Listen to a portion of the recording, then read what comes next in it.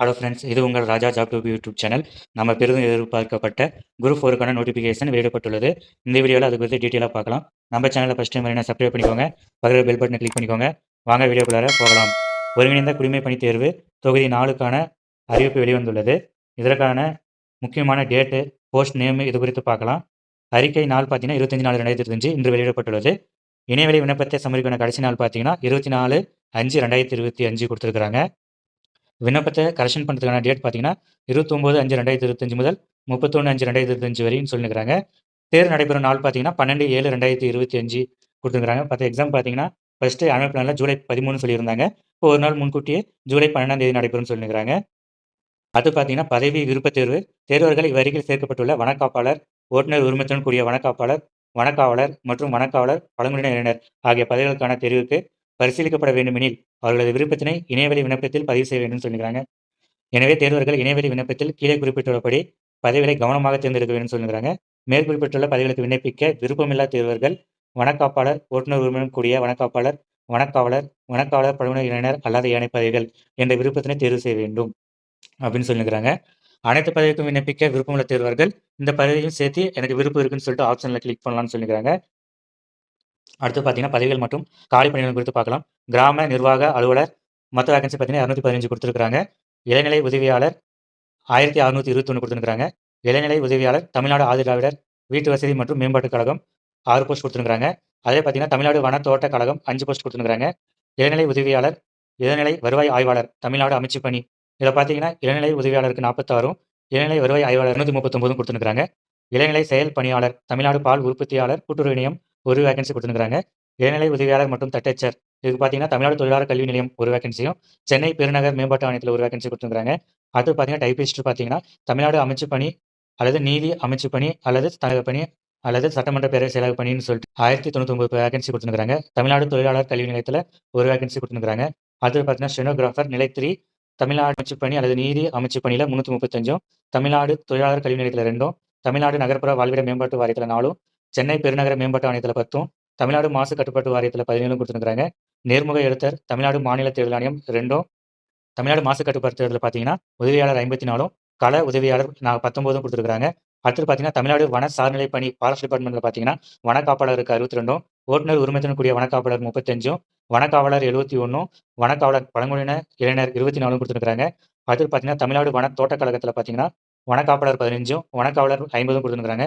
மொத்த வேகன்சி பார்த்தீங்கன்னா 3935 கொடுத்துருக்காங்க. நாம் எதிர்பார்க்கப்பட்ட வேகன்சியை விட குறைவு தான். பார்க்கலாம் பின்னாடி ஏதாச்சும் இன்க்ரீஸ் பண்ணுறாங்க என்னன்னு சொல்லிட்டு வெயிட் பண்ணி பார்க்கலாம். அட்லீஸ்ட் ஒரு 6000 7000 வேகன்சியாச்சும் எதிர்பார்த்தோம். இதற்கான ஏஜ் லிமிட் பார்த்தீங்கன்னா அதர்ஸுக்கு பார்த்தீங்கன்னா கிராம நிர்வாக அலுவலர் மற்றும் ஃபாரஸ்ட் டிபார்ட்மெண்ட்டுக்கு மினிமம் ஏஜ் பார்த்தீங்கன்னா 21 கொடுத்துருக்காங்க. மற்ற பதவிகளுக்கு பார்த்தீங்கன்னா 18 வயசு வந்து மினிமம் ஏஜ் கொடுத்துருக்காங்க. இதே எஸ்சி, எஸ்டி, எம்பிசி, பிசி அவங்களுக்குலாம் பார்த்தீங்கன்னா கிராம நிர்வாக அலுவலர் ஃபாரஸ்ட் டிபார்ட்மெண்ட் 21 வயசும், மற்ற பதவிகளுக்கு மினிமம் ஏஜ் பார்த்தீங்கன்னா 18 வயசும் கொடுத்துருக்காங்க.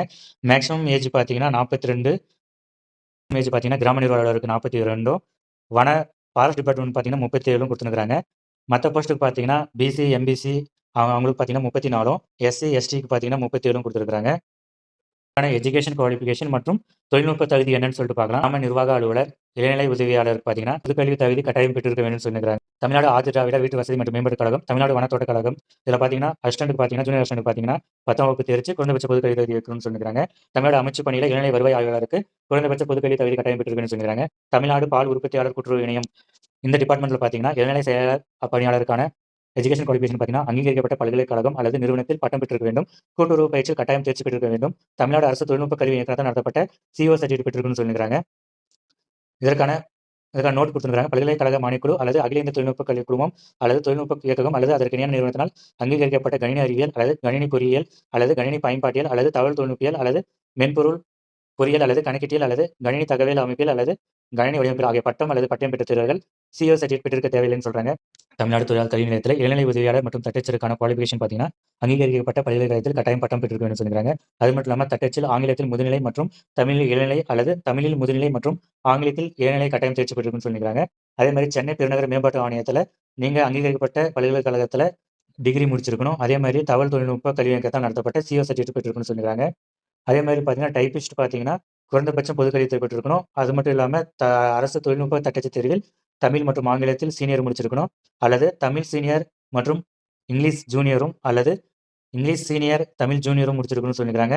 அது மட்டும் இல்லாம சிஓ சர்டிஃபிகேட் வச்சிருக்கணும். தமிழ்நாடு தொழிலாளர் கல்வி நிலையத்திலயும் சேம் கேட்டகரி தான் சொல்லியிருக்காங்க. சுருக்கெழுத்து ஷார்ட் ஹேண்ட் பார்த்தீங்கன்னா, இதில எக்ஸ்ட்ராவா நீங்க ஷார்ட் ஹேண்ட் வந்து முடிச்சிருக்கணும். குவாலிஃபிகேஷன் பார்த்தீங்கன்னா, கீழ டிஸ்கிரிப்ஷன்ல குடுக்குறேன். ஒவ்வொரு போஸ்ட்டுக்கும் பார்த்தீங்கன்னா, எக்ஸ்ட்ராவா குவாலிஃபிகேஷன் வச்சிருக்காங்க. சிலதுக்கெல்லாம் டிகிரி வச்சிருக்காங்க.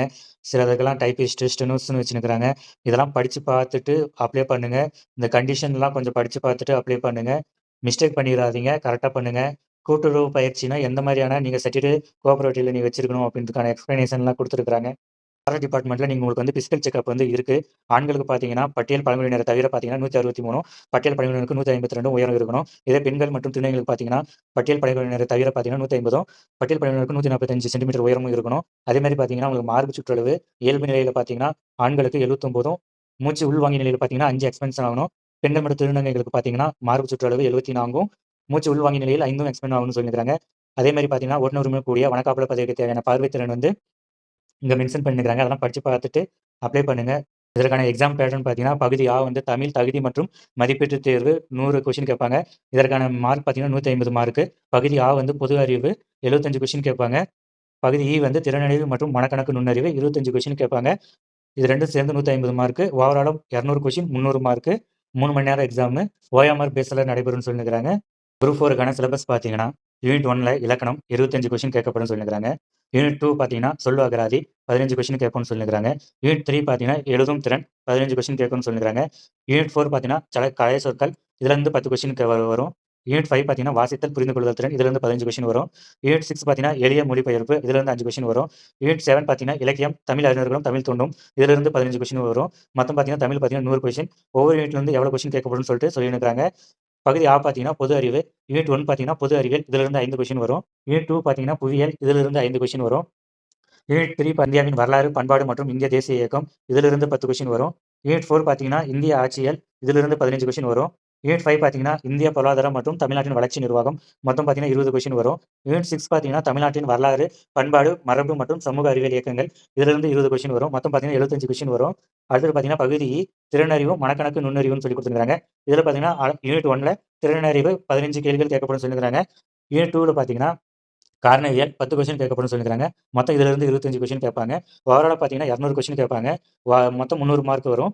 நீங்க பார்த்தீங்கன்னா 170 கொஸ்டினுக்கு மேல நீங்க பண்ணீங்கன்னா, உங்களுக்கான ஜாப் ஆப்பர்ச்சுனிட்டின்றது வாய்ப்புன்றது அதிகமா இருக்கும். இது போன்ற வேலைவாய்ப்பு சம்பந்தமான தகவலை தெரிந்து கொள்ள நம்ம யூடியூப் சேனல் சப்ஸ்கிரைப் பண்ணிக்கோங்க. பக்கத்துல பெல் பட்டனை கிளிக் பண்ணிக்கோங்க. நன்றி, வணக்கம்.